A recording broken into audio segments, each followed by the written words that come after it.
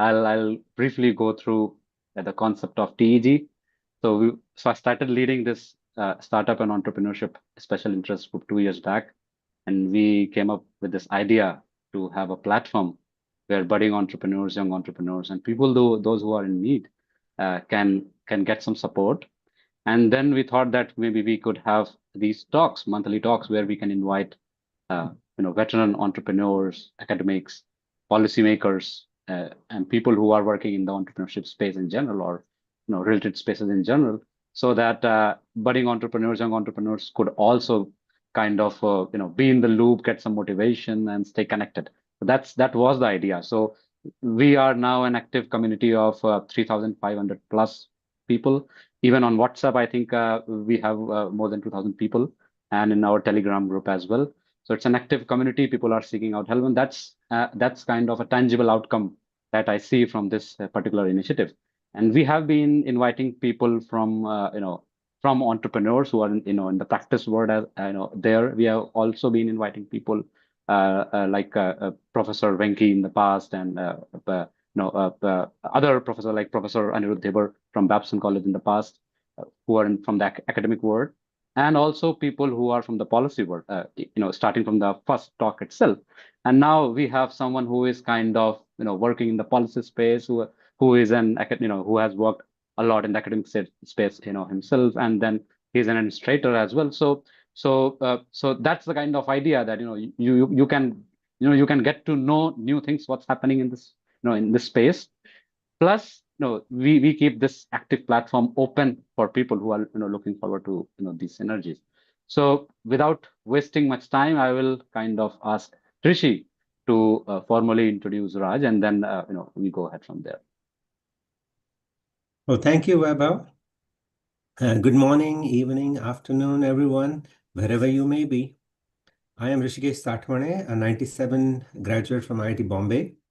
My connection with our alma mater is strong, having served as the president of IIT Bombay Heritage Foundation in the San Francisco Bay Area chapter for 2 years. Currently, I balance my role as a fractional chief marketing officer for various startups while serving on the boards of IIT Bay Area, it's a Pan-IIT group, as well as IIT startups. It's a rare treat to meet a leader who not only recognizes the future of education, but actively builds it. Today, we have one such visionary with us, Dr. Raj Ichambadi, the 10th president of the other IIT, the Illinois Institute of Technology. Dr. Ichambadi's career is a masterclass in challenging the status quo. He's not just running a university, he is reinventing it. While at the helm of Northwestern University's D'Amour McKim School of Business, he launched groundbreaking programs like MBAX and MSX. Wow, I only had heard about CXO with the X in it, but this is amazing. Well, proving that the education should adapt to students and not the other way around. And I really support this from my own practical purposes. People used to specialize in one area, but now to really get ahead of the game, you need to specialize in multiple areas. So these MBAX and MSX really make sense to me. Well, perhaps his most celebrated achievement came from the time at the UIUC, where he was a driving force behind the online iMBA program, a true disruptor that has been celebrated as one of the most significant educational innovations of the past decade.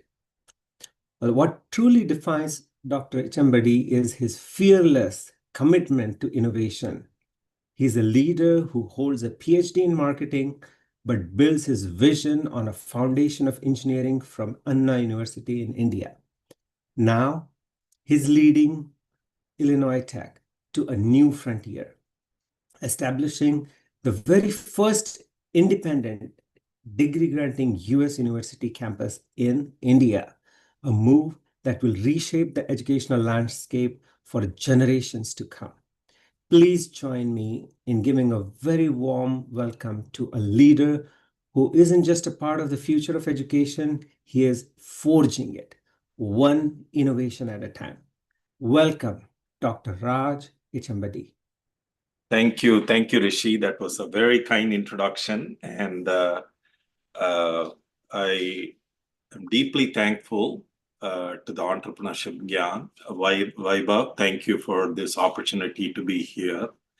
And what I thought I'll do is broadly talk about the great opportunity that is presenting itself, especially to universities in the East. And I was telling Vaibhav before we started that this is an incredible opportunity for universities in emerging markets, in what I would call as growth markets, to unleash their power and become dominant forces, if you will. So I have a very short presentation, and then we'll go ahead and answer questions.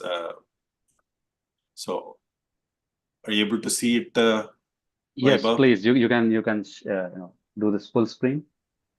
I will. Yeah, and then change. Oops.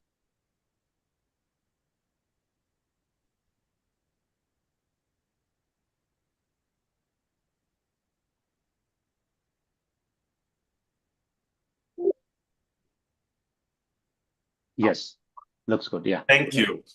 So I wanted to start off with a thought experiment. If I were there in person, I would have asked each and every one of you to say, think aloud, what is the greatest foundational challenge that is confronting humanity? And all of you will have your different answers. Some people might say poverty, climate change, frayed civic values, political polarization. All of it is absolutely true. But to me, the greatest foundational challenge confronting humanity happens to be the lack of education for a vast majority of our global population, if you will. So to give you a perspective, there are about 8.2 billion people today in the world.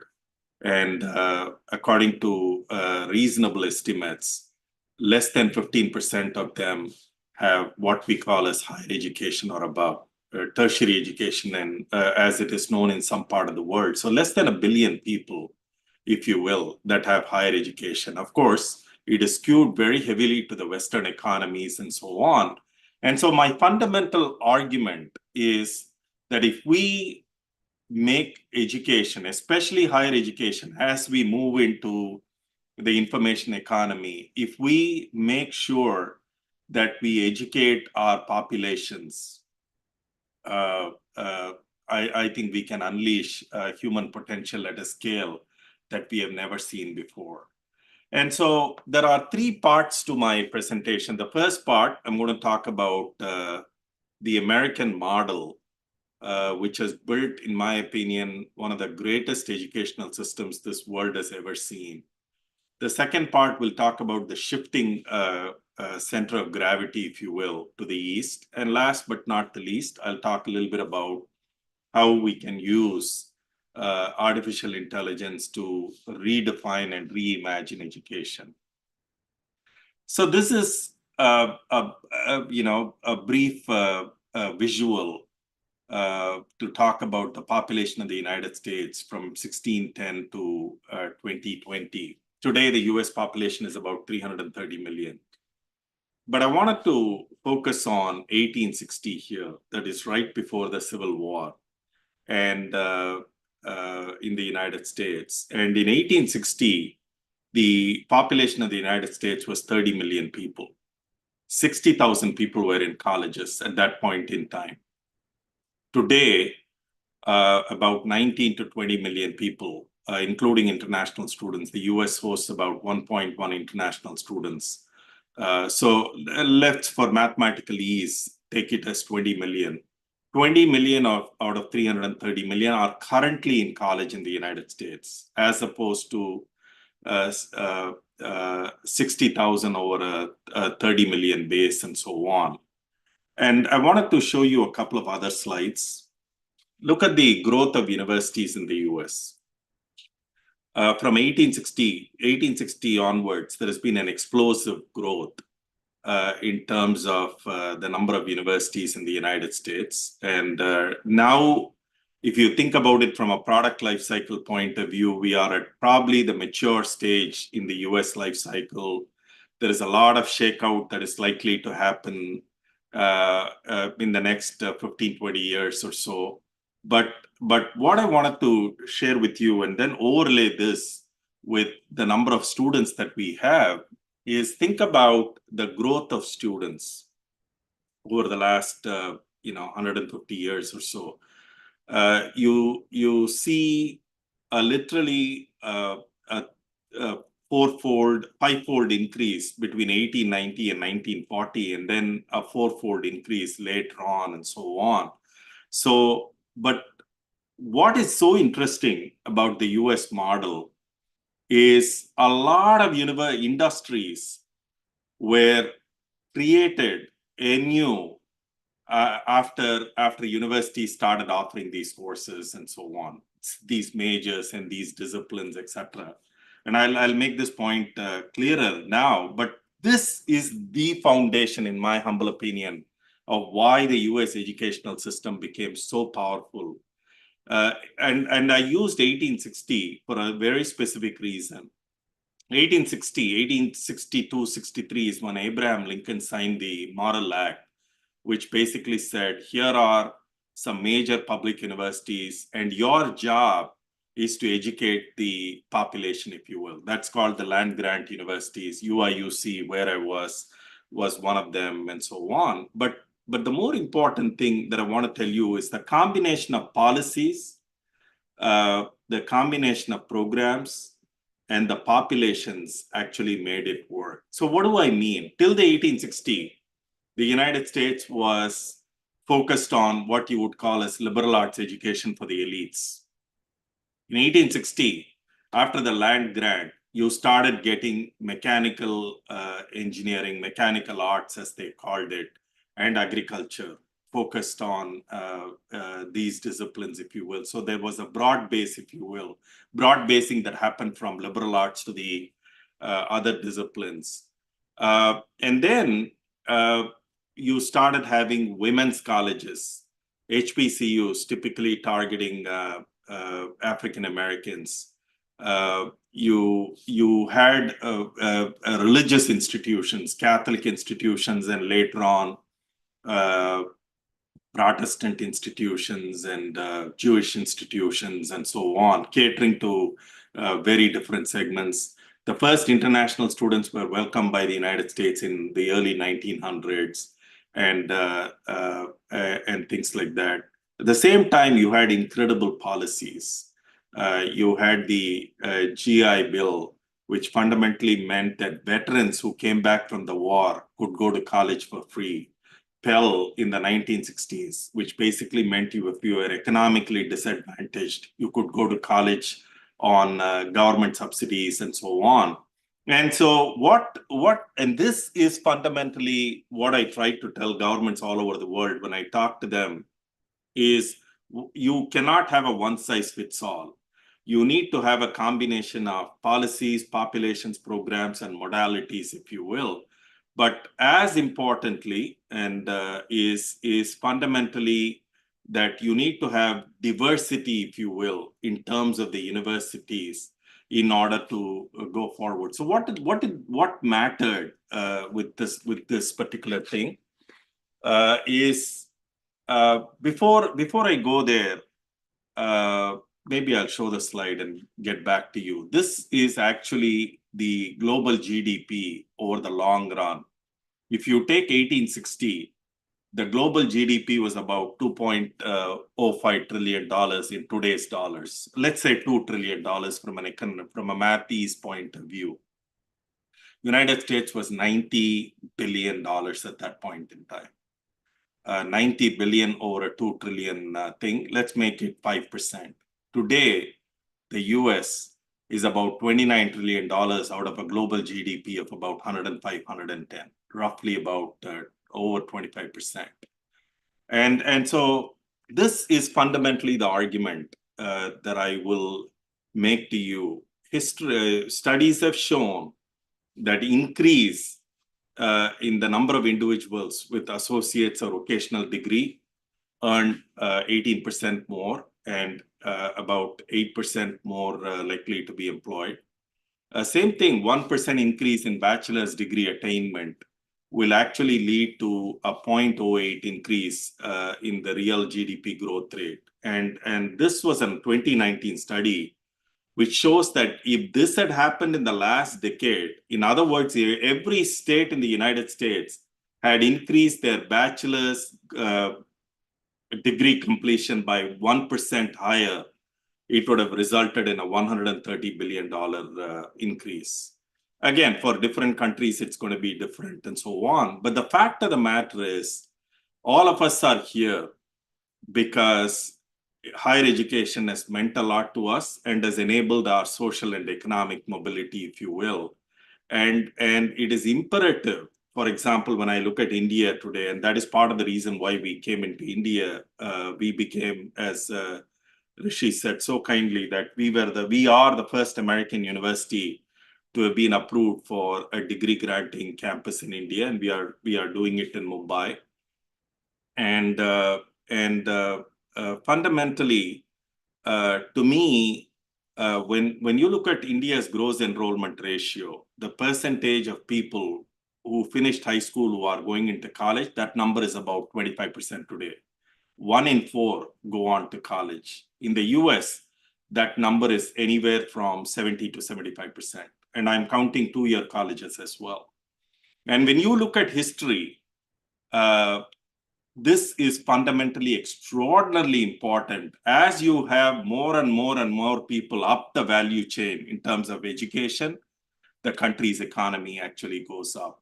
And so I was, last year, I had the good fortune of coming to India and talking to various leaders and so on. When you think about India's growth aspirations over the next 25 years, to go to a $30 trillion economy, et cetera, the gross enrollment ratio has to increase.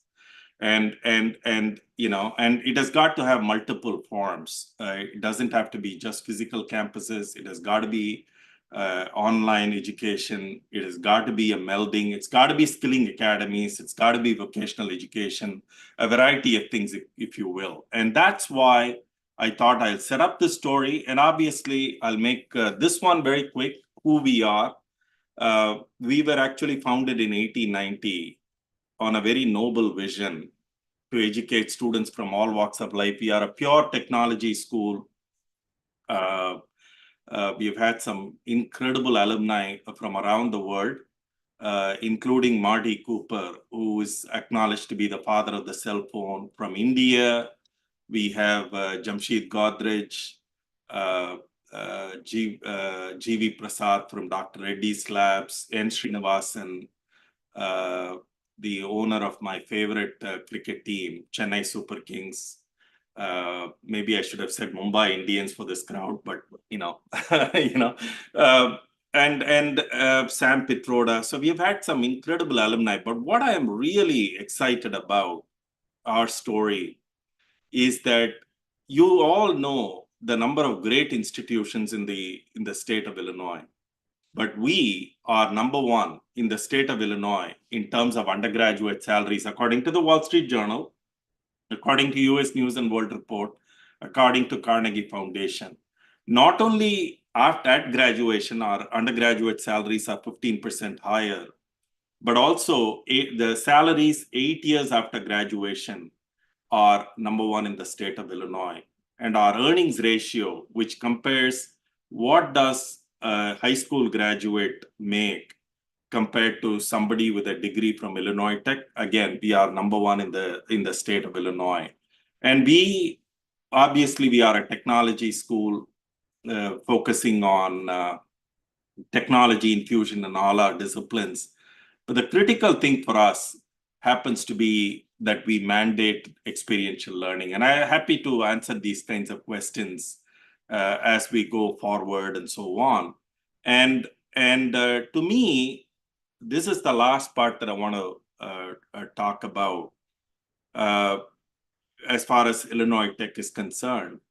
is that we are trying to create a network university model. That yes, we have a campus in Chicago, we have multiple campuses in the United States, but we are also starting to think about campuses in Mumbai, Almaty, Kazakhstan, Beijing, China, as a network, as multiple nodes, if you will, and meld it with the online to create a truly hybrid experience, if you will. And so that's our vision, and that's what we are trying to do, and so on, which leads me to the second part of it. But okay, maybe I need to mention this. We are also one of the first universities in the United States that acknowledged beyond teaching and research, entrepreneurship is going to be a pillar of who we are. And it doesn't just mean commercializing faculty and student research. It is also incubating various startups in very specialized areas here. And also utilizing outside companies to come in and help us in terms of our centers, etc. So that's basically what we do, which makes me shift to the second point. What is happening in the world right now? When you think about the world, we are at an inflection point. You're all reading about the upheaval in the United States with the latest federal actions and so on. But at a very philosophical level, emerging markets are now contribute to over 50% of global GDP today. And they contributed to 66% of global GDP growth in the last decade. And this is only going to get better and better. Today, as we read the forecast, 20 years from now, the global GDP is going to come from, 2/3 are going to come from the emerging markets. So the shift is happening right in front of our eyes. So what does that mean? It means the perfect storm. There are two fundamental factors that are affecting the world right now. One, the looming talent shortage. By, be it artificial intelligence, be it technology. There are new jobs that are being created with a displacement of about 92 million jobs expected in the next 5 to 10 years, and a net growth of about 78 million jobs. But at the same time, there are incredible demographic shifts that are happening in the world. Decline in working age populations in the developed markets, and growth in the emerging markets, if you will. The power is shifting to the emerging markets, which is why you're seeing in India and other parts of the East, where a lot of Western universities are trying to come in. And part of it is to capture the market boom in the emerging markets, etc. But part of it is there are incredible talent shortages that are going to happen in the West, which effectively means these are the population boom centers, if you will, which are going to help in terms of alleviating this talent shortage. And so incredible opportunities, which makes me shift to the last act of my presentation, which is how do we create constructively a new model for education? Because whenever I talk, at least in the Western audiences, they all talk about creative destruction and Joseph Schumpeter and the destruction of the old and emergence of the new, etc. And I think that's a very pessimistic message. For me, the most important thing is a creative construction, which effectively means how do we engage multiple stakeholders, traditional universities, new entrants, entrepreneurs, corporate employers, etc. Because I want us to relax traditional orthodoxies. Because when you think about higher education, at least in the Western world, we have always relied on two orthodoxies. One, we must retain end-to-end control of the entire value chain. And I think that assumption has to go out. And we need to start thinking ourselves like an orchestrator of a musical orchestra, if you will. That there are multiple players that we are going to have in our orchestra. We are going to bring them together. So for example, I will give you a specific example instead of being abstract. We wanted to create a health talent institute here at our university. We realized that the licensing fee of the AI algorithms alone were too expensive. We could not afford it. We partnered with a company called Leap of Faith, and we said to them, why don't you give us access to the latest artificial intelligence algorithm? We'll work together in terms of solving your pain points and so on. And that is what I mean by saying building an ecosystem, if you will. And second, we, at least in the Western world, we seem to think that college is for people who have finished high school. They come in, they do college, and then they go off, and we don't see them. But can we start thinking about broadening our base? There are tens of millions of learners around the world that need education. Can we start offering dual credit in high schools? Can we start thinking about lifelong learning? That is becoming a social compact, especially with the technological advances. And these two orthodoxies have to be broken for us to create what I would call as a 21st century education system. And so this is my thesis. My thesis is that AI-enabled personalization and scale will transform global education and unleash human potential through efficiencies and effectiveness.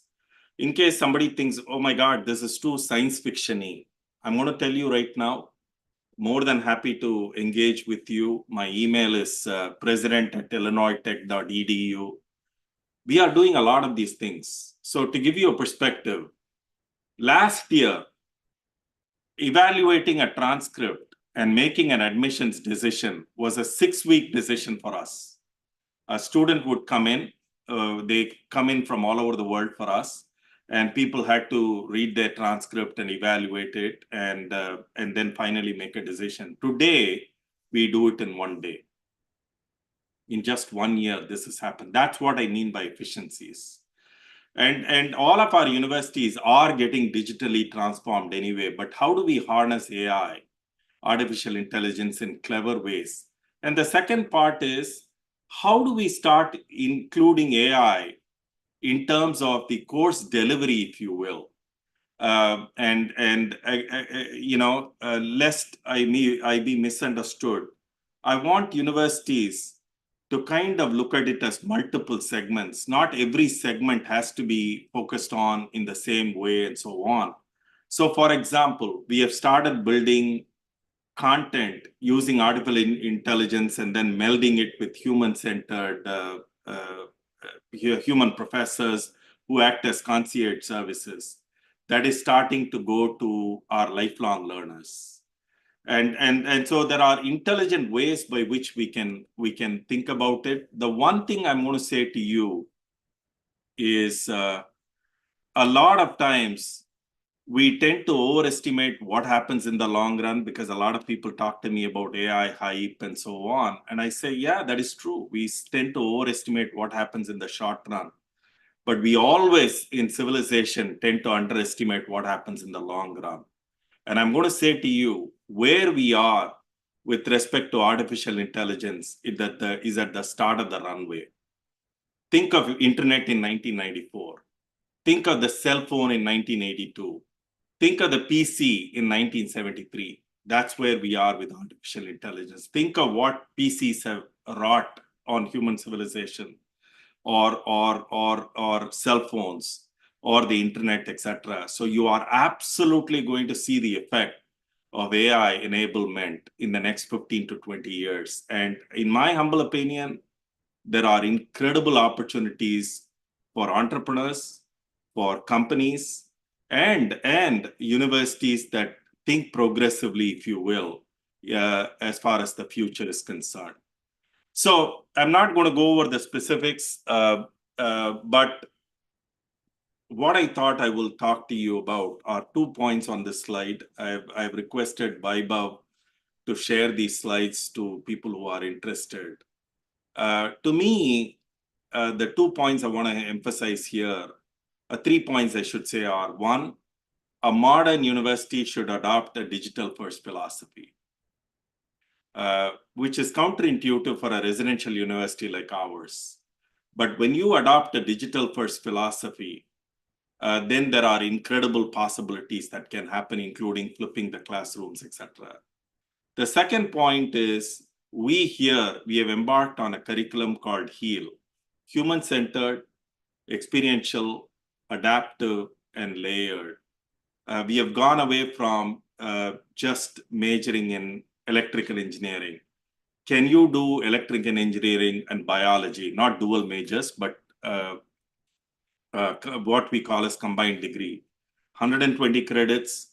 We give the two disciplines to two different colleges and bring them together, etc. But the important thing about the HEAL curriculum for us is that I want artificial intelligence not as a tool for provision of answers, but as an exoskeleton for the human intellect, if you will. That's the way we need to start thinking about it. And last but not the least, at least in the US, there is a lot of hand-wringing. People say, oh my God, artificial intelligence can now take a law school exam and can get 100%, or a medical school exam and do 100%, etc. I think the problem is us as educators. We are focused on the outcomes. We should be focused on the process of learning, and AI can actually help. So to me, these are the 3 points.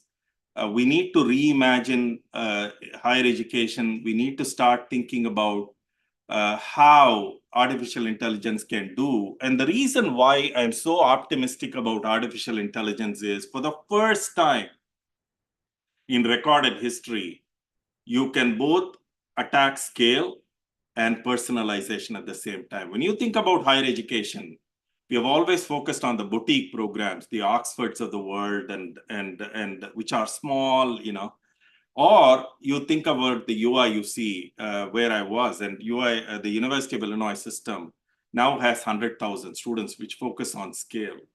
For the first time, you can actually create both of them. And again, there are lots of experiments that are going on. And I'm hopeful that we are able to see this soon. How do we make all this work? Never let perfect be the enemy of the very good. Experiment, iterate, and then scale. Build ecosystems. Higher education institutions cannot do this alone. We need public-private partnerships. We need everybody to come together. We need entrepreneurs. We need companies and so on. And when we did the Coursera program that Rishi was highlighting in my introduction with in the online MBA, which now happens to be the largest online MBA program in the world, a lot of faculty members came to me and said, oh my God, you're sharing your revenues with an external party. Why do you want to share your tuition revenues, etc.? And my answer was always 10% of a grapefruit is still better than 100% of a grape. And that's the attitude that we need to have as far as higher education is concerned. Be patient, find believers. You don't need to solve for this today, but we need to start right now. Look for segments that don't have good solutions right now. And I'm going to tell you, in the US, lifelong learning is becoming very important. The biggest pain point in the United States right now is there is no talent in certain industries at all. And in those kinds of areas, healthcare, for example, we are able to go to employers and say, okay, we will utilize artificial intelligence content. We will have personalized tutors. Are you open to those kinds of things? And they are saying, fine. What is the option for them? Not train their employees and so on. That is what I mean by saying, look for segments that do not have good solutions correctly. And I wanted to end with this. These are two things that I wanted to share with you, which are the opportunities that are going to happen in the emerging markets. The first one is a recent deal that was signed by the Indian government with Japan, which Japan needs 50,000 skilled and semi-skilled Indian workers in the next few years. Same thing with Germany and Philippines. Hundreds of nurses are getting trained in the Philippines, and so on. And the point I wanted to make here is exactly this.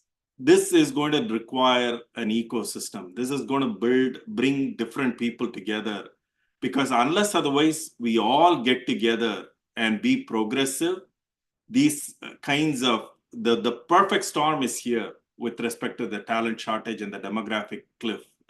But what do we do to get ahead? And the answer happens to be in what I call as the creative construction. And this is fundamentally my view on this. Let us utilize technology, but meld technology with human-centered skills, because at the end of the day, you can't outcompete technology by imbuing people with more and more and more technical skills. We need to blend the human-centered skills, what essentially makes us human, into our students and learners, so that we can actually creatively construct positive economic outcomes for our civilization. And I will end with this. There are incredible opportunities for India as we think about the future, incredible opportunities for Indian higher education. But I think it fundamentally requires a mindset shift. And I hope this was a thought-provoking presentation to think through what are the options we need to engage in as far as the future is concerned. So I'm going to stop and happy to answer any questions. Thanks a lot, Raj. Of course, fantastic presentation, and the different questions are coming to my mind. And I see that even the participants have put forward a few questions, which we will be taking soon.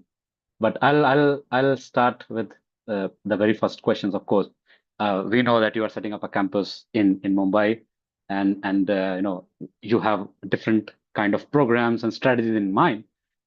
My question would be: do you see synergies with Indian institutions or Indian startups? To begin with, maybe I don't know, maybe now or maybe 2 years or 3 years down the line. And if you see so, what would be those synergies which can develop those kind of cooperation?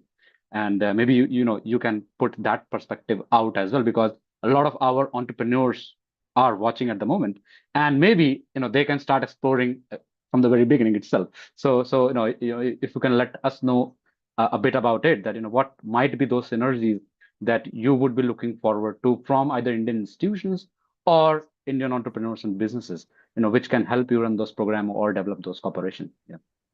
Yeah, thank you. That's a great question. To me, as I said, it's fundamentally an ecosystem play for us. We have engaged with a lot of Indian institutions, higher education institutions in India already. Because at the end of the day, we don't want to come in and create something from scratch when these solutions have been around in the Indian context for a long time. But we are also very focused on what are our strengths. Our strength is our ability to meld the rigor of the classroom with the relevance of the real world. We are extraordinarily good at experiential learning. We are extraordinarily good at working with the industry and assess, incorporate industry embedded certifications in our classrooms and so on. So that is what we are starting to do. Stay tuned. In about a month or two, we'll be announcing a huge industry advisory board that is going to help us in terms of our curriculum and so on. The second part is, to me, right from day one, we are going to have 3 pillars. It's going to be about teaching, it's going to be about research, it's going to be about entrepreneurship. But entrepreneurship, at least in the Western world, has been looked at in a very myopic manner. It is always about faculty and student research and commercialization and so on. But how about entrepreneurship education? Okay, if let's say we are world-class in the area of health, why are we not allowing for startups to be incubated within our campus? Why do they have to be students to come in? Why do they have to be faculty to do the kind of research and commercialization? So we are flipping certain things on our head. And this is the model that we have actually started exploring in India. So when I was there in June, I talked to a variety of entrepreneurial startup people in Mumbai, actually. And again, the sky is the limit, very open to the possibilities of incorporating people.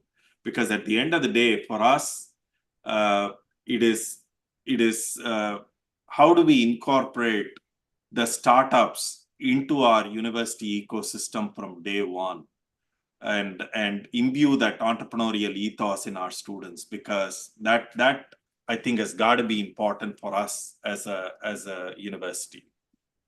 Fantastic. So So if of you course, if you have ideas, please no, feel free to email for sure. president Well, at Illinois Tech@edu. More than yeah, yeah. happy to explore. No, for sure, because well, IIT Bombay has signed. You might have heard about the tech incubator has signed, and IIT Bombay has been doing it for years. And IIT Bombay has given Yes. some of the finest entrepreneurs and startups, and in Yes. fact, a great amount of funding. I think highest in India has gone to IIT Bombay startups.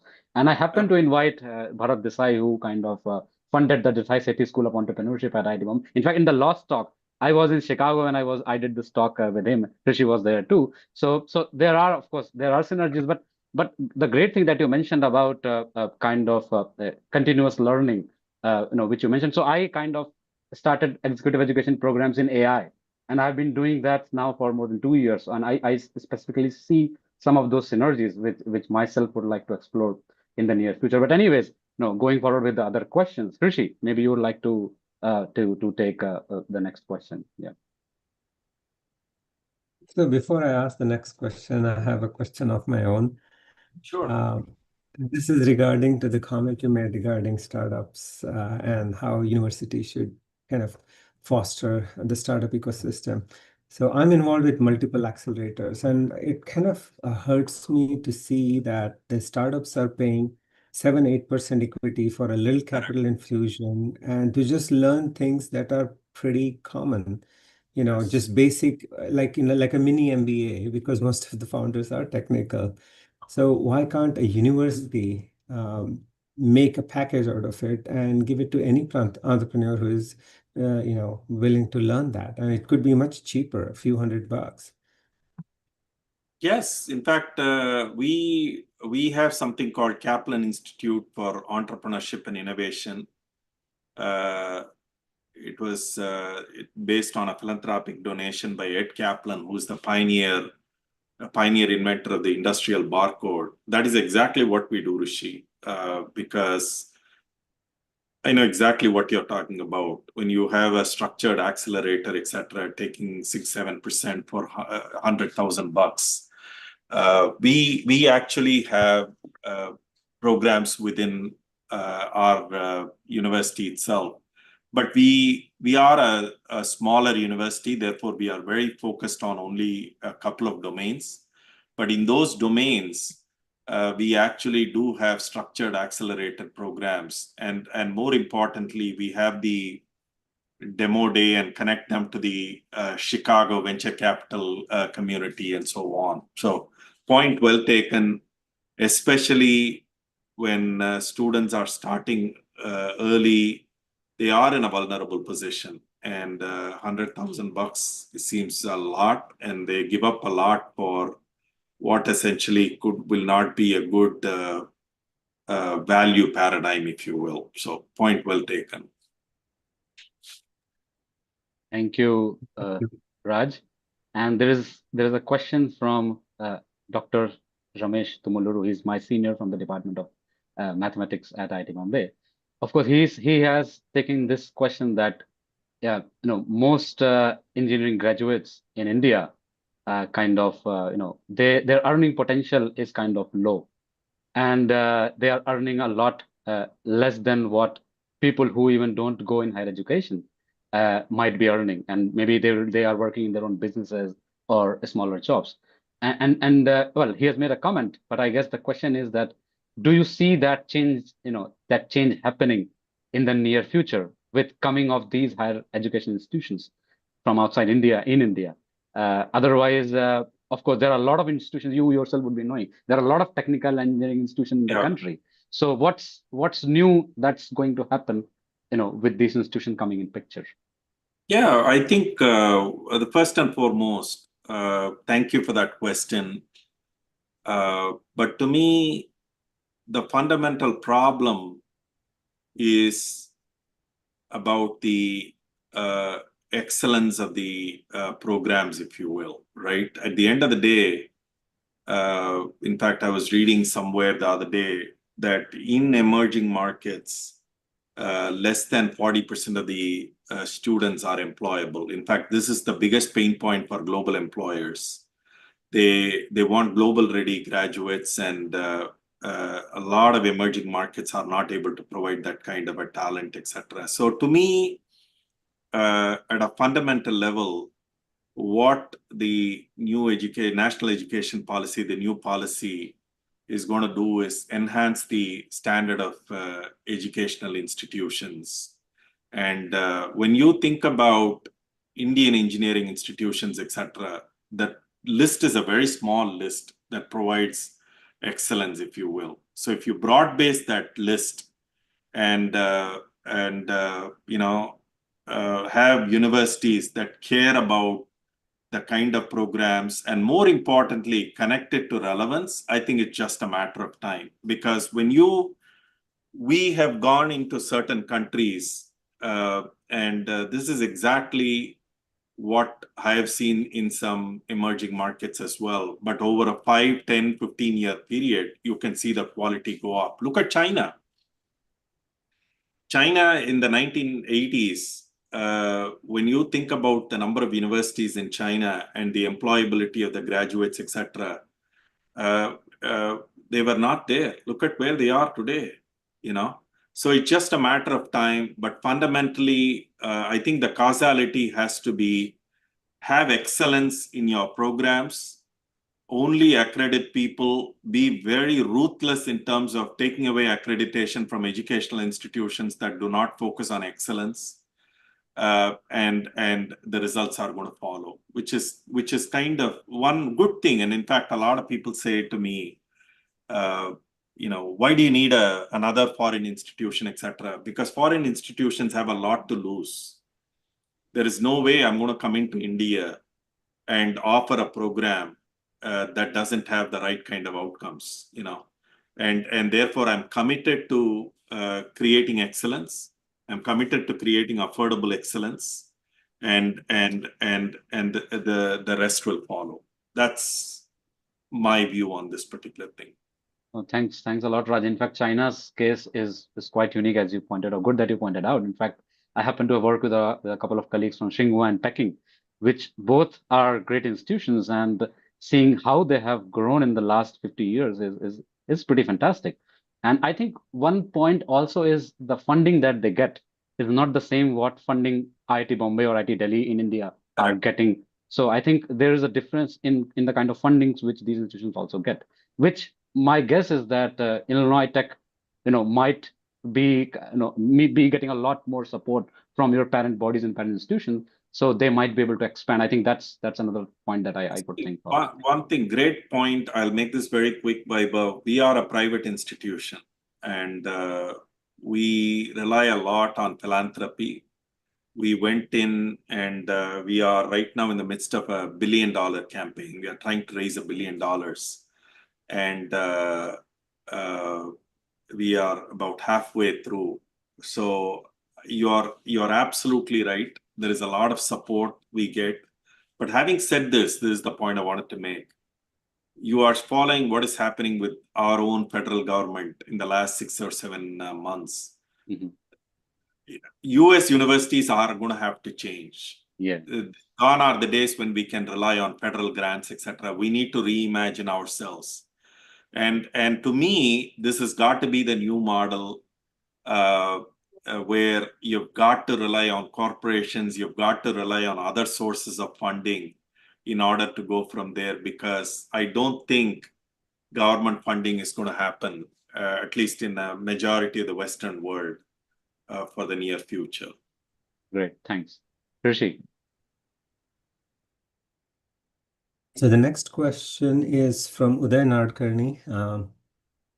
Chatbots today are already in widespread use by college students for new learning or understanding of new concepts. Students appear to often prefer them over attending lectures. They understand the concept better in less time, etc.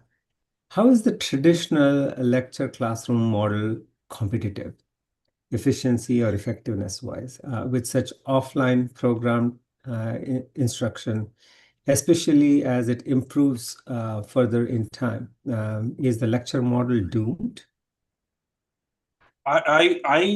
When we did the online MBA 10 years ago at the University of Illinois, we made a strategic shift to go away from what I would call as a sage on the stage model, which is the lecture model, to a facilitated guide on the side model. The questioner, thank you for the question. You talk about chatbots providing answers and so on. But I think it's a paradigm mental shift that we need to make here. Can we start flipping the lecture model, which is what I was talking about? In our classrooms here, I'm saying to people, ask people to go over your lectures or utilize personalized tutors before they come to the classroom. The classroom, 60 to 90 minutes, is full of engagement. When you think about it, there are three things that a faculty member does. One, provide rote content. Two, engage with the student. And three, grade. Why are we utilizing the 90 minutes of precious classroom time in giving rote content? Can we start engaging with them and say, okay, I know you've read it. So here is a practical problem. Let's solve it and make it an interactive classroom. Then students are going to show up. You know, one thing that I have, at least I tell my faculty all the time when they say, oh, students are not interested, etc. in the classroom, I say, what value are you offering? You know, my daughter is a sophomore at college, and she says she doesn't go to a particular class. And I said to her, take the knife off my heart when you said it. You know, I was trying to make a joke there, but anyway. But I said to her, where are you getting that content if you don't go to the lecture? She says she's going to a digital platform, and there is a world-class professor who's teaching it on YouTube, and she's getting that content from there. So she is getting the content. She is learning. And therefore, fundamentally, it behooves us as higher education institutions to start incorporating newer curricular models, if you will, because at the end of the day, students are going to show up if there is value. And it is also up to us to start thinking about how do we provide that value and utilize that precious classroom time in order to move our students forward, if you will. Great. That's so true, Raj. And of course, just 2 months back, I was in Brazil teaching AI and research to doctoral students in one of the public universities, University of Campinas, where I'm often teaching. And there, the learning model is different. So people have to read. It's a research-based learning. People will read research papers, and then they'll come to the class, and we will do the discussions. But another thing fantastic, what I see from public institutions in Brazil is typically they are free. So they have zero tuition fees and zero administrative cost. So University of Campinas, University of Sao Paulo, they have zero administrative cost. So basically, if you get admission, you don't have to pay anything to even get your degrees, not even a single reais, which is their currency, which is quite fantastic. I was not aware that existed. I knew there are some countries where there's some costs. For example, Germany has some administrative costs. It's not entirely free. But that's the case is different in Brazil. Same in Norway. I happened to take some courses in Norway as well, and I found same. I don't see that happening in India. I understand it's all right. But another interesting thing what I saw was they have something known as joint degrees kind of a provision. So, for example, University of Porto in Portugal and University of Campinas in Brazil, they'll decide that you can take maybe 5 courses here in the masters, 5 courses there in the masters. You will get 2 master's degrees by the end. Yes. You will have a Yeah. lower cost of education. You can spend some time learning in different cultural environments. You'll have your learnings. You want to be an entrepreneur, and at the end you'll have 2 degrees. Do Illinois Tech have these provisions already? Or you would like to also explore these kind of synergies in the near future? That's exactly right. I mean, I do think we need to. So, for example, we have a lot of joint degrees around the world, and fundamentally, the attitude always has to be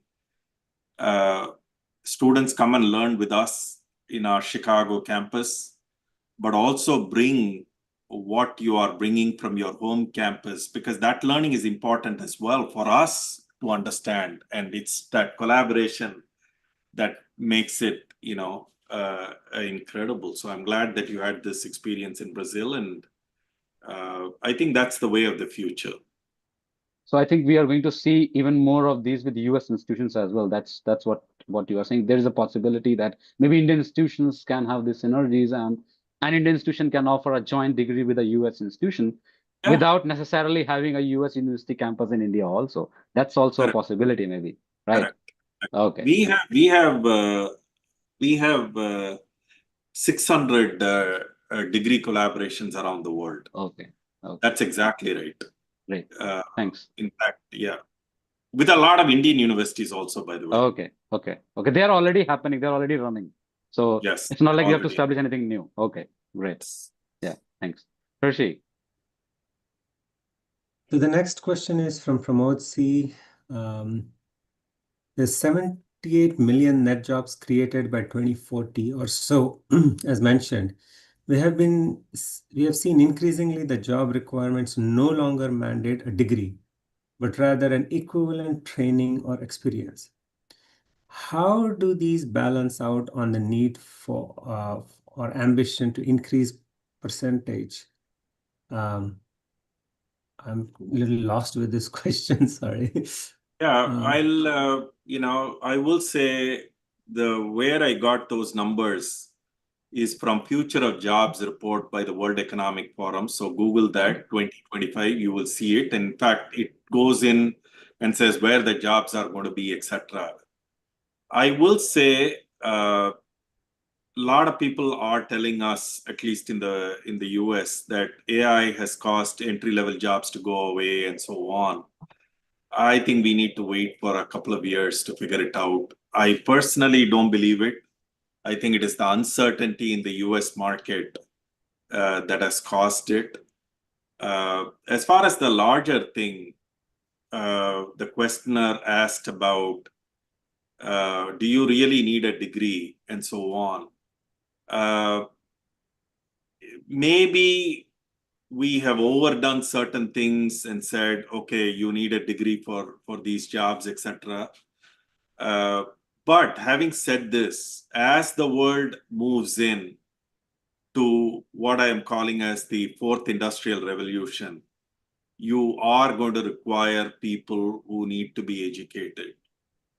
That is a bottom line. And whether people do 4 years and get a bachelor's degree, or do 4 one-year stints over time and stitch it together into a degree, or get some lifelong learning credential, we leave it to people to figure it out.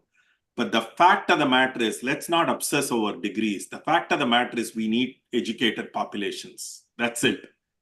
And that's the bottom line of what I'm trying to say here. How do we educate people so that their levels shift in terms of what they can do? And when levels shift, history has shown us income shift, and the aggregate GDP shifts, if you will. No, fantastic. Just a comment on that. I was helping a company called PayFederate. They help companies to assess the salary.